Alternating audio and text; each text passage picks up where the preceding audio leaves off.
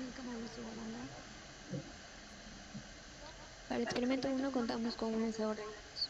Nos piden explicar el principio de funcionamiento del lanzador y la función que cumple la barra de hierro. Tenemos la simulación del lanzador. Entonces, al presionar el interruptor permitimos el paso de una corriente. Esa corriente proviene de una corriente alterna. Esta corriente genera un campo magnético y la dirección de ese campo magnético es obtenida mediante la dirección de la corriente declarada a la mano derecha. Al tener una corriente alterna, obtenemos un flujo magnético variable. Este flujo magnético variable a través de un área genera un campo magnético inducido, que en este caso será opuesto al ya existente, ya que el flujo está aumentando. Así también la corriente inducida tendrá una dirección opuesta a la corriente ya existente. Si tenemos dos campos magnéticos opuestos, obtendremos una fuerza de repulsión debido a que tenemos dos polos muy opuestos. Esta fuerza de repulsión es la que nos está permitiendo el lanzamiento del anillo. Em, la función principal de la vara de hierro, al ser de un material ferromagnético, permite que las líneas de campo se mantengan más juntas a través de un área. Esto permite que el campo magnético sea mayor y la FEM inducida aquí y la fuerza magnética aquí sea mayor, entonces obtendremos un mayor alcance al momento de lanzamiento. Si se fuese a cambiar el anillo de cobre por uno de doble grosor, ¿cómo cambiaría el resultado del experimento? Si duplicamos el grosor del anillo, la masa también se verá aumentada. La masa aumentará la fuerza de gravedad que generará una resistencia al movimiento. También se verá afectada el área por donde circula la corriente inducida. Al tener un área mayor, obtendremos una corriente inducida mayor que genera un campo magnético mayor y una FEM inducida mayor. Esa FEM inducida mayor se toma como una resistencia al movimiento, entonces la distancia de alcance del anillo de cobre de doble grosor será menor del grosor normal. Si el experimento con el anillo de aluminio se repite varias veces agarrándolo sin dejar que se lance, se puede notar que el anillo se calienta. ¿A qué se debe esto? Se debe a que hay electrones circulando a través de la corriente inducida. Estos electrones chocan con los átomos y moléculas de la resistencia del material. Entonces, al chocar, producen fricción. Esta fricción producirá calor. Este calor se debe a la energía térmica que viene de ser convertida de la energía eléctrica que estaba circulando.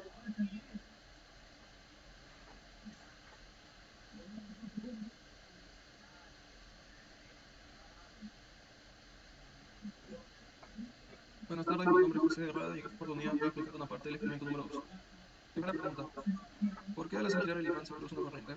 La ley de Faraday de la inducción electromagnética, sabemos que al hacer girar un imán cerca de una bobina de alambre se induce corriente eléctrica debido a que cambia el campo magnético de la bobina.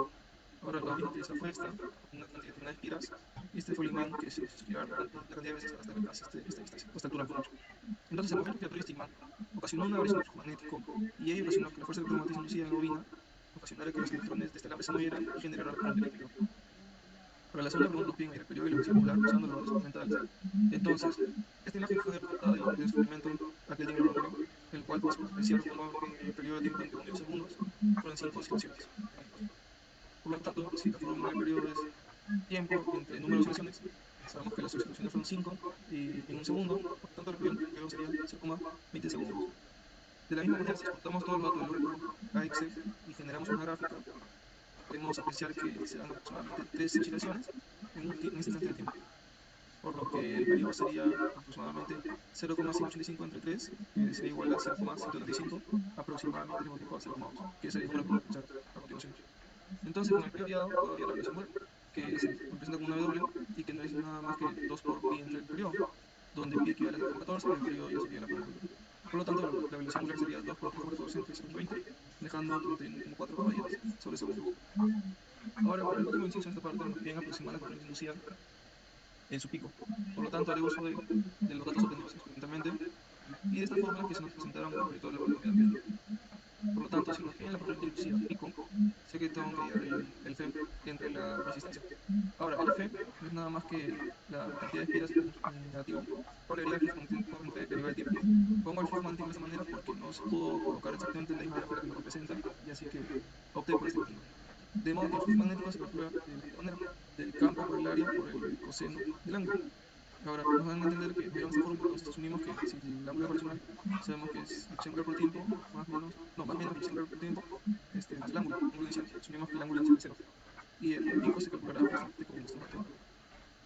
Entonces sabemos que en el simulario que vimos, el área de un círculo es pi por radio al cuadrado, que sería 3,14 por el radio, que está en centímetros, lo convertimos a metros, al cuadrado. Utiliza esta notación de poner un doble asterisco como equivalencia de un cuadrado, se tiene el siguiente número, y con los datos mostrados al inicio, en esta parte de acá, vamos a obtener el pico, que es esta parte. Poniéndole forma de ecuación, obtenemos la difusión magnética. De forma numérica más corta sería de esta manera, que nos sirve para calcular la FEM.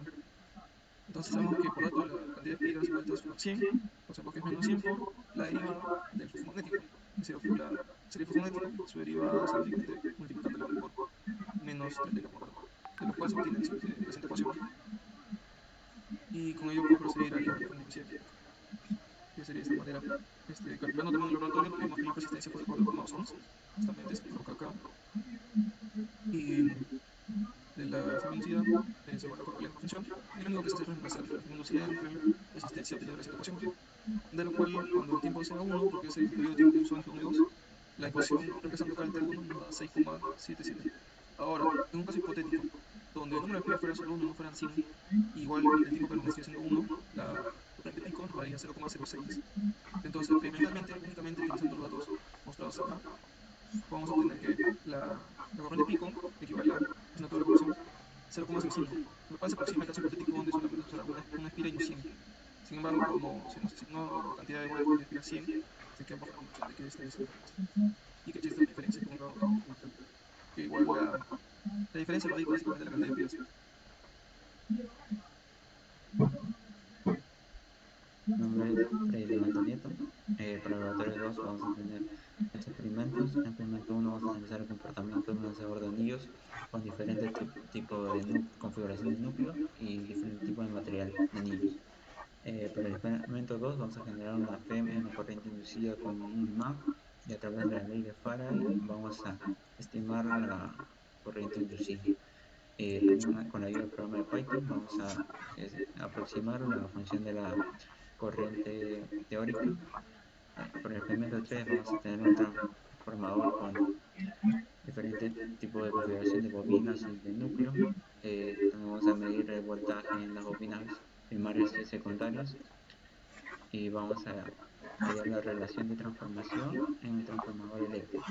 Bueno, los resultados obtenidos en el primer experimento, aunque tenemos una barra de hierro como núcleo, el anillo 8 de aluminio llega a ser lanzado, el anillo de cobre también, y mientras que tengamos un anillo de aluminio partido, este anillo no podrá ser lanzado.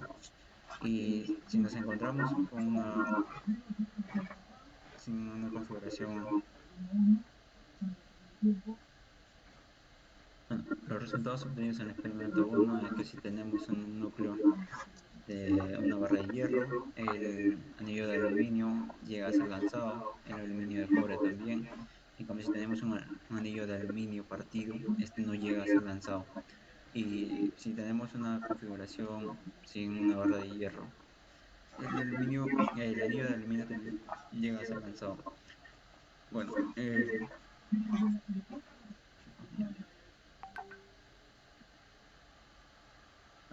para el experimento 1, si contamos con una barra de hierro, si tenemos un anillo de aluminio, este va a ser lanzado. Si tenemos un anillo de cobre, este también va a ser lanzado, pero tenemos un anillo de aluminio partido, este no llega a ser lanzado. Y si no contamos con una barra de hierro como núcleo, el anillo de aluminio va a llegar a ser lanzado, pero no va a llegar a la misma distancia que con el que contaba con la barra de hierro.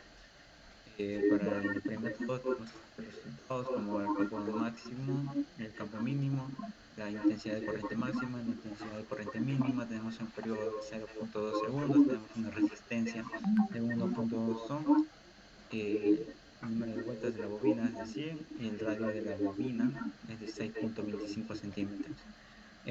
Para el experimento 3 tenemos los voltajes iniciales y los voltajes finales y los voltajes pico.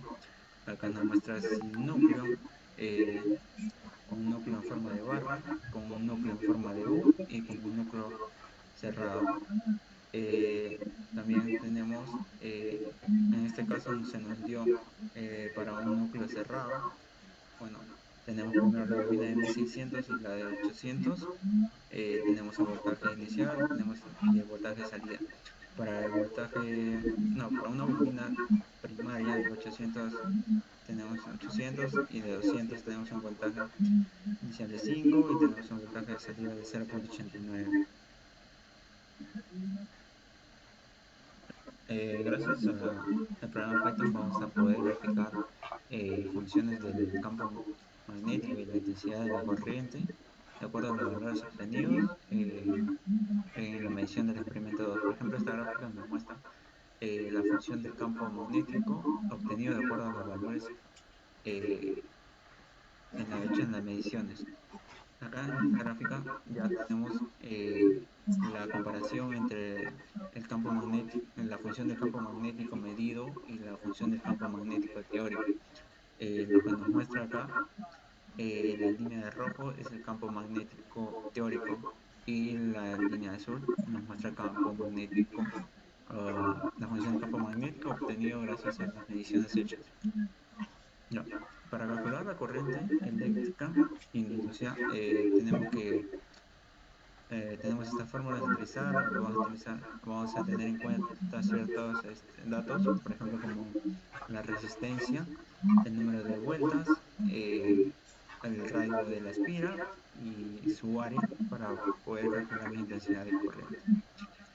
Una vez hecho todo esto, vamos a obtener las funciones de la corriente eléctrica teórica y de la corriente eléctrica real, de acuerdo a los valores obtenidos en las mediciones. Y esta gráfica nos muestra una comparación.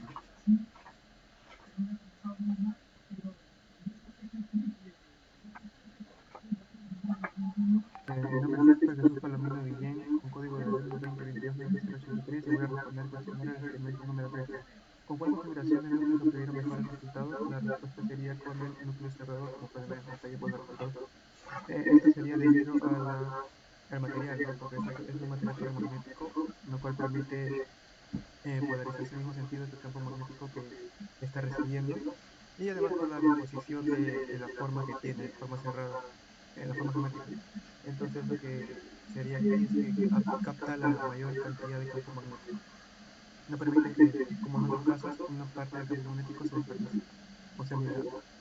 La segunda sería determinar la relación de transformación usando los valores de voltaje RMS medidos y comparar este resultado con la relación de transformación teórica. El valor teórico, como podemos observar en pantalla, después de la fórmula es 1, y puesto que el número de espiras con el que hemos trabajado es el mismo. El voltaje en RMS es 4, el voltaje del otro en RMS es 2,94. Si nosotros dividimos estos valores en la fórmula que se muestra en pantalla, obtenemos el valor real de 1,3. Después de hacer unos cálculos de porcentaje de error, podemos observar que existe un 30% en el cálculo de error. Esto puede ser por eh, alguna equivocación en el momento de medir, o alguna imprecisión. Veamos.